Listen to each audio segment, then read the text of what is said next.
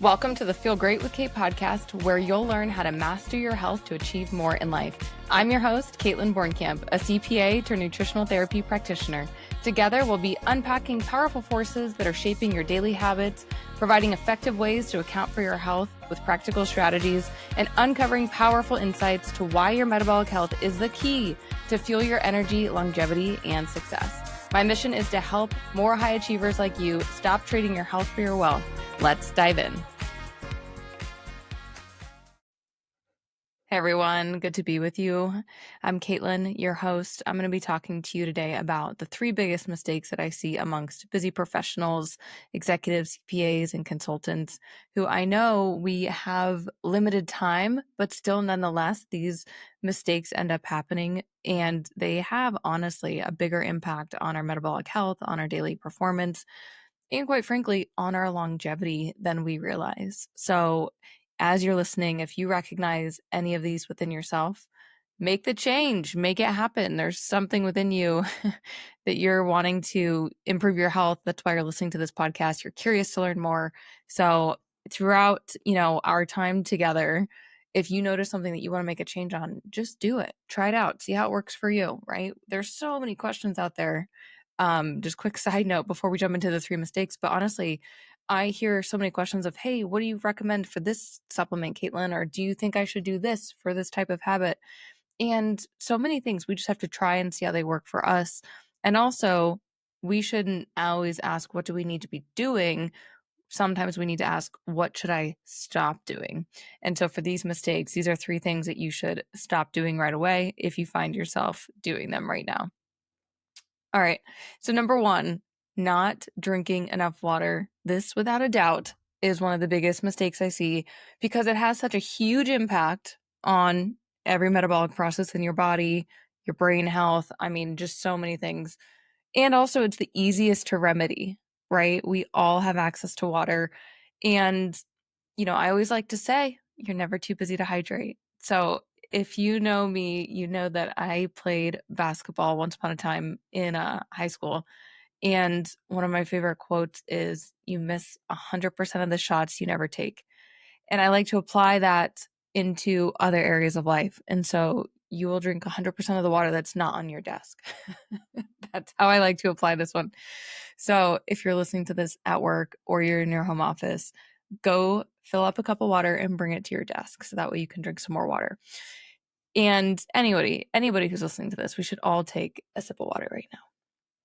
So the kind of general recommendation that we'll start off with to how to know if you are drinking enough water is it should be around, for somebody 5'2" and above, a minimum of 60 ounces, and add 5 or 10 ounces for any of these that ring true. You're really active, right? So you work out a lot. You have an active job, so you're moving around throughout the day. You're taller. So, for every couple inches, add another 10 or so ounces because you have an increased body height. Obviously, your hydration needs are going to be different if you're a woman in pregnancy, and that's always the case. Everything's a little bit different in pregnancy. Also, if you consume caffeine, you need to add in more water because caffeine is a dietetic. Let's see what else. Those are some of the main ones. But point being, a minimum of 65 ounces of water, and that recommendation we hear where we only need to be drinking, 8 glasses of water a day. That's 64 ounces. 8 times 8 is 64. Yes, I'm an accountant and good at math. Just kidding.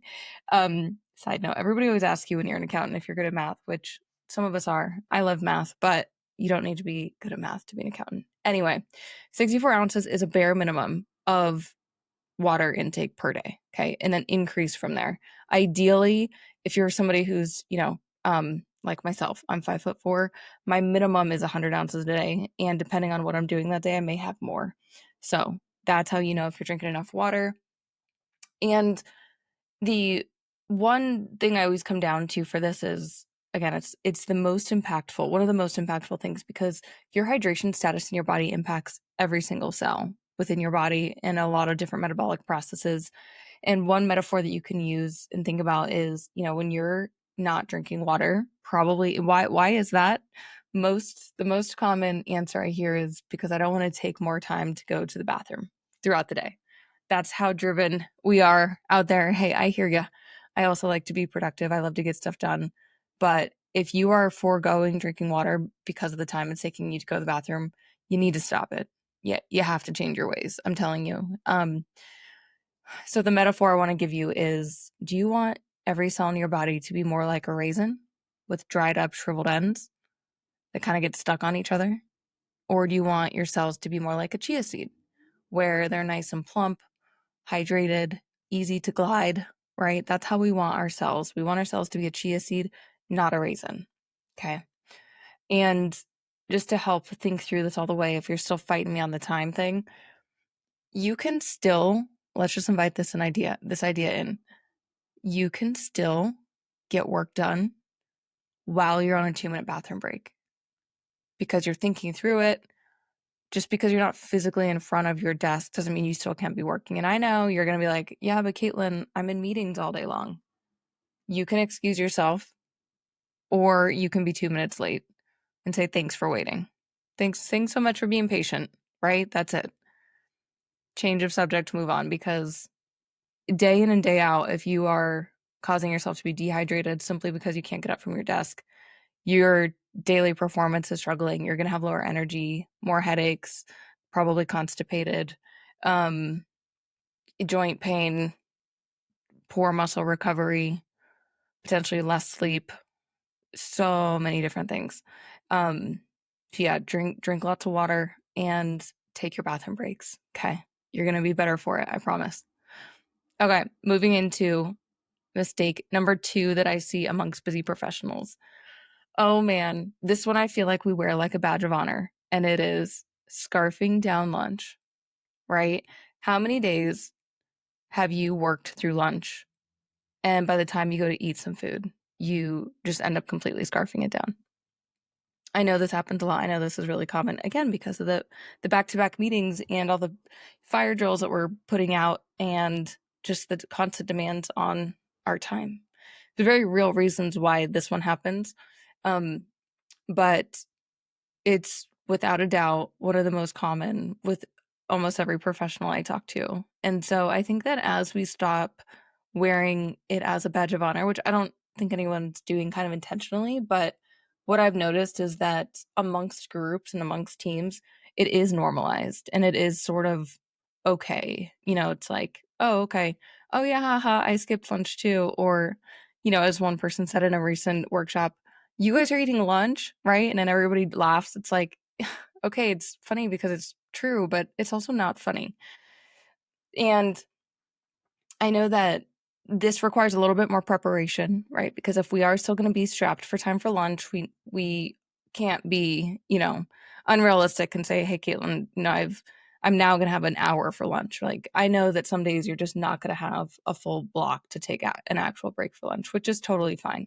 But even if you can have 15, 20 minutes to go grab something, like a prepared meal or just heat something up or grab a salad at a local place, you're going to have so much better outcome, for your overall health, your nutrition, and your daily energy later on that day as well.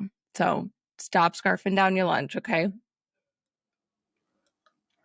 Taking a little water break. Drink your water, everybody.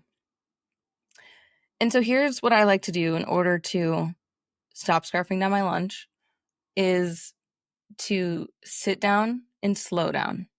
Okay, so that's sort of your tool to remember. Sit down and slow down. And what we need to do is literally sit down. So I know for me, one thing I struggle with is eating the lunch as I'm preparing it, standing up, or snacking on something as I go into the kitchen instead of just eating the meal I should be eating. So sit down, grab the food, actually sit down at a table, ideally not the couch, and then slow down when you're eating. So the second piece of this is when we're scarfing down our lunch, we're not really chewing our food. And again, super big impact on our health negatively and super easy to remedy to just simply slow down and chew our food more. A good baseline to use is you want any food you're swallowing to be the consistency of like a mushed up banana. And the reason for that is, just logically, your teeth are the last physical mechanism of breaking down your food before it goes into your digestive tract, right? Because everything after that is just soft tissue and liquids and things. So there's no other mechanical breakdown of food. And to the extent that you don't chew your food, especially during lunch, your body will have a tougher time breaking it down later on, and potentially could be leading to things such as leaky gut because undigested food particles are getting through your digestive system.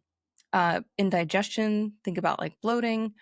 Um, and also later on in the process, right? The whole reason why we're eating food is so that those nutrients can get to the place in our body where they need to be. And this is a huge overlooked topic. I should probably do a session, an episode all on this topic of the process from which we ingest, absorb, and then utilize of nutrients. But if you're not chewing your food, your body's gonna have a way harder time doing those three things: absorbing it and then utilizing it later on. Okay, so stop scarfing down your lunch and take 20 minutes minimum for you to sit down and slow down. And so, lastly, on this, yes, what does this require us to do? You should be having a lunch block on your calendar and treat it as a non negotiable. Can you be flexible? Absolutely. Definitely use professional discernment. If there's a really important client meeting or an executive meeting that you must be at, sure. We can't win them all. That's just not the reality, right? Especially if you're like me, who I worked in, client serving industry for a decade. So I get it. They're just, and even still now, right? Like running my business, I am still client server. Because I have clients that I serve every day. But meaning that my day is unpredictable, right? I have different asks coming in, I have different events that I'm preparing for, things like that. So we will always be juggling multiple things. And so nobody else can be responsible for our schedule and all our availability other than us, right? So permission to schedule that lunch block, minimum 30 minutes on your calendar, treat it as non negotiable to the best of your abilities, and your health will be much better for it. Okay. Moving into the third mistake that I see amongst busy professionals with their health is failing to understand the impact of stress on their blood sugar, on their daily energy, and on their overall metabolic health. So, one example I have was from a recent client this year where we had the CGM. We had him on a CGM, and we really wanted to look more at his impact from food because he came to me and one of his main goals was to support his blood sugar based on some recent lab work that he had. And we got the CGM on, and he already kind of had some baseline education around which kind of food spiked his blood sugar. So he was doing pretty good on the food and on the nutrition piece of it. And then in a specific, deadline came up, or no, I think it was actually a client meeting deadline, where he had a readout to an important group of, client stakeholders. And so it was a very stressful meeting to prepare for. It was a really big, a lot riding on that meeting. And it was a very stressful event. So what we saw, we were both surprised. I was surprised. I know he was surprised around how big of an impact his glucose was, his response in glucose was to those couple straight days of stress. And so when we are thinking about blood sugar, we're all being more conscientious, I think, overall of blood sugar, which is great. I'm so glad it's part of the conversation. One huge thing that's usually overlooked is that stress can raise blood sugar. That's for, a couple of different reasons, not to go into, be all Huberman on you, but there's a cascade of hormonal impacts that happen as part of the stress response, right? And one of those is a rise in cortisol. That's, quote unquote, the stress hormone. But also sequentially after that is a rise in blood sugar because, think about it. Like if your body believed that you were stressed, you need to prepare to fight or flight, run away, etc. And what would you need in order to run away or to fight? You would need extra energy into your limbs to have that strength and to have that energy. So that's kind of why we see a rise in blood sugar, because our brains can't tell the difference between a real physical threat in our environment versus a perceived threat through our brain, right? Through that stressful meeting, for example. Our body doesn't know that we don't actually have to fight anyone, or that, we're not literally going to run away, even if you might want to sometimes from certain client meetings. um, but, I think when we start to notice and become familiar with the impact of stress on our body, it really does help us lower stress overall. And, um, that's really the best way to do it because stress is such an elusive topic, right? Like, for example, what I mean by that is something that stresses me out may cause you no issues at all. You're like, that's a non-issue, You're like, that's the least of my concerns. And I'm like over here stressing about it, probably overthinking it. Because that's what I do. But point being is that this is another great area for us to each learn what our response is like, and doing it through a CGM is a great way. But just in general, really, we must start to understand the impact of stress on our blood sugar and on our energy, because ultimately the blood sugar imbalances we're now seeing, and it's been, becoming more apparent with these rise in diabetes, especially into younger kids and such. Anyway, imbalanced blood sugar is one of the main culprits of so many issues within our metabolism, causing inflammation, just a whole bunch of different things. And we still have so many kind of wars to fight on the topic of food in our society and in what's being sold that's being called food. That we, what I mean by that is that there's so much junk food out there and it's not good for you. So of course it raises your blood sugar, right? Because carbs are delicious. Okay, fine. Like we all know that, right? Yes, we know potato chips are full of carbs and ice cream too with all the sugar. But honestly, what we usually don't know is how much stress impacts our blood sugar too. So that's why I made the top 3 list here of the 3 biggest mistakes that I see in busy professionals and executives and CPAs. And again, if you recognize yourself in one or more of these, right? These might be things that you're doing all of them and you're like, oh shit, like Kaitlin called me out. That's okay. Change one thing at a time, right? I would go in that order. If you're not drinking enough water, start to incorporate more water, right?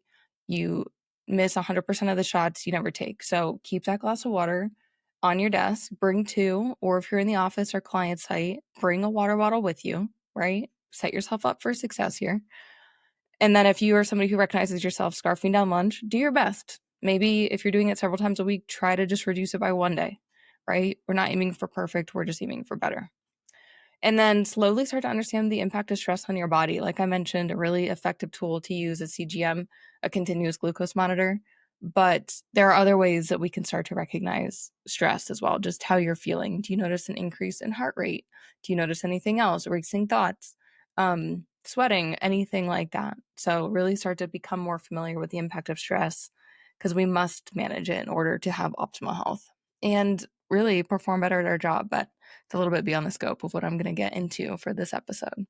So again, I hope you found this helpful. It's always great to spend time with you. I know your time is so valuable. So thank you for spending a few more minutes of your day with me. And as always, if you found this episode helpful in any way, I have 2 quick asks for you. First, if you enjoyed this episode, please consider leaving a 5-star review. It helps me so much to reach more people who need to hear this message. And second, think of one person who needs to hear this message today and send it to them. You never know, you might just be the spark that helps them make real change. That would be amazing. All right, until next time, stay healthy, my friends. Just a reminder that the information shared on this podcast is for educational and informational purposes only and is not intended to be medical advice. It should not be used to treat, diagnose, or cure any medical condition. Always consult your physician or qualified healthcare provider before making changes to your health regimen or medications. Kaitlin Borncamp and Health Supply LLC, DBA Feel Great with Kate disclaim any liability for outcomes resulting from the use of this content.